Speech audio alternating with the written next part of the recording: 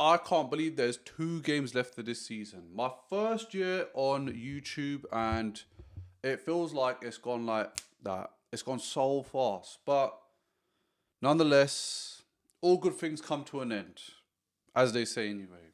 But yeah, it's been a great season.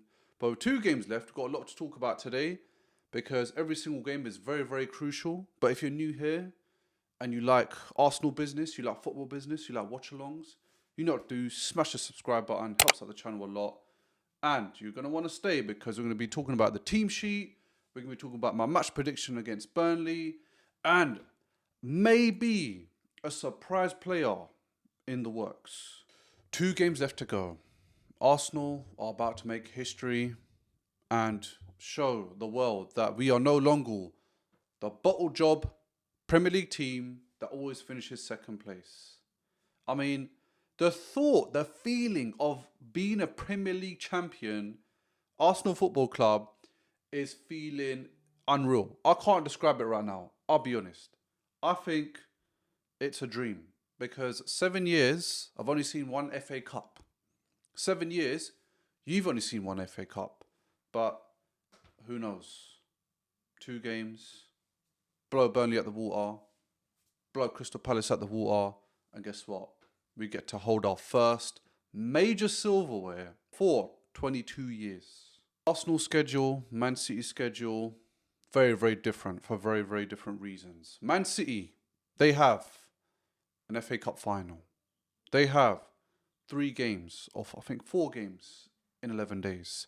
We have 2 games left, and they're played each week. We actually have a Monday night kickoff, something we haven't seen in a while, 8 p.m., but playing at home, and it's against Burnley. How do I think this game's going to go? I think this game's going to go sweet. I think it's going to go plain sailing. We could make a meal of it. We could make it tough on ourselves, but I hope, and I'm sure, Arsenal and the boys are going to rise to the occasion and know what's on the line and show true heart of a champion, just like we did against West Ham, and come away with a win. Because anything less than that can cause jeopardy, can cause another roller coaster in this Premier League title. Have I written off Man City? No. I'm not writing off Man City until the last day, until the final whistle blows and we have more points than them and we're not drawing and nothing to do with goal difference. I am not writing them off. Man City are playing great football.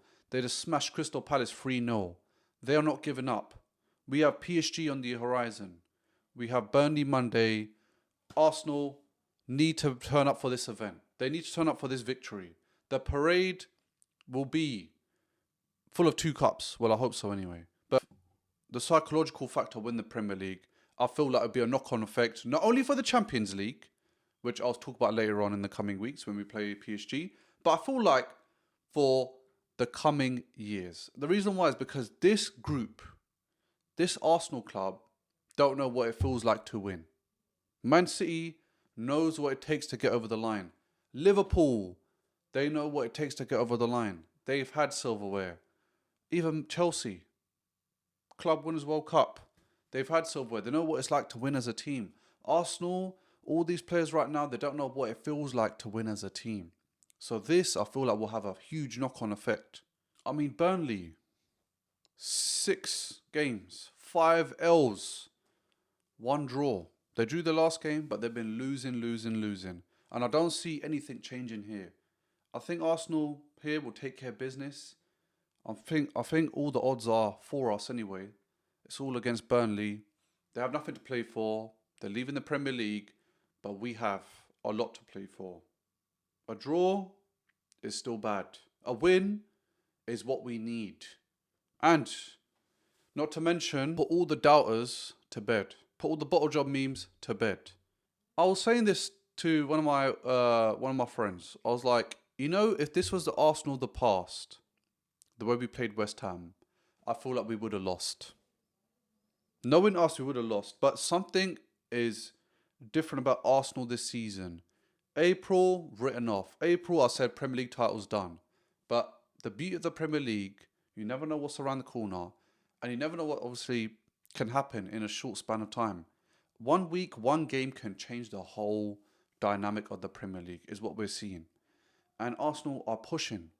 They really want to go for the title this year.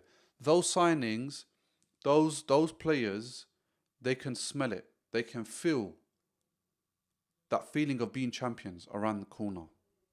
Arsenal, we've won all of our last games, our last 3 games, and that is the most important thing right now. Yes, April's a bad month, as I said moments ago, but April's behind us. May is looking great. It's been all W's. May is the time for us to shine. That old theme about Arsenal, yep, they played well for the whole season. When it's crunch time towards the end, they don't finish strong. Well, this is the time for us to finish strong. We need to show it. 2 Premier League games against 2 teams that are very, very beatable.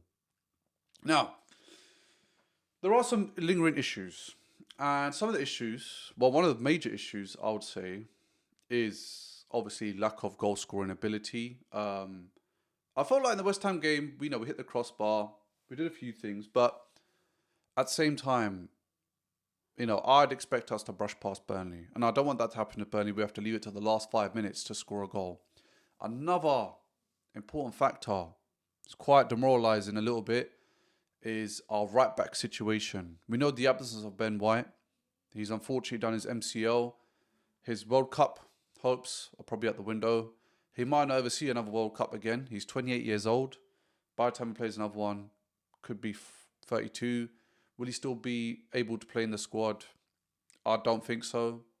I feel like Ben White has been out of the England squad for so long. And I feel like this was his chance to get himself in there, considering the fact that Reece James has an injury. Trent hasn't been playing great.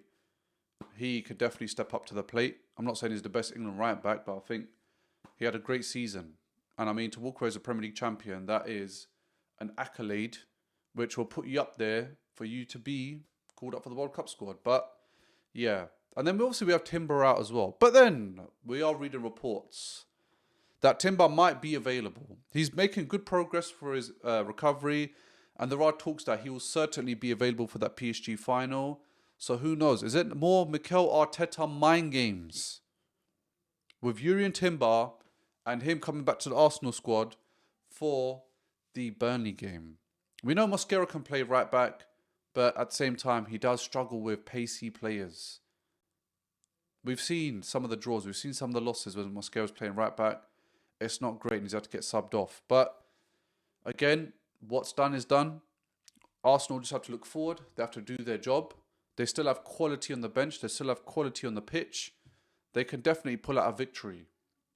So, talking about that, let's get into our team sheet and let's get into our scoreline. With the team sheet, I'm going to go with the best goalkeeper in the Premier League. If not, probably Europe. But for me, David Raya, I'll be honest with you, he is my PFA player of the year. People saying Declan Rice, people saying Bruno Fernandes. No, my player of the year is David Raya. 3 golden gloves in a row. Goal, season saving, possibly Premier League title saving save, against Fernandes, again in that West Ham game, is all that matters. That, everybody is saying it, that save is the reason why Arsenal are not out of the title race. That player at the back, David Raya, has changed the way we play from the back. Of course, our back sees more possession than anywhere else on the pitch, not denying that. But he is the reason why we are always fighting. And he's the reason, one of the reasons why we have so many clean sheets. He is the reason why he's a 3-time Golden Glove winner in the Premier League. So he's my PFA player of the year. I'm going to chuck him straight in. Right back, due to the injuries. Timber, we don't know. Mind games. Is it going to be mind games? But I'm going to go with Mosquera right back. Our dynamic duo in the middle, Gabriel Saliba. Left back, I think I'm going to stick with Calafiori because he's quite attacking. And I think with Arteta's approach, Calafiori starting, get the goals in, boom, put him on the bench. So, because we know he's made of glass. Throwing in Capie or Skelly can go back into that left back position, depending on, obviously, the situation like we had with Ben White being taken out for injury. Centre midfield, I'm going to stick with the winning formula. Yeah? And it started from Fulham, sorry.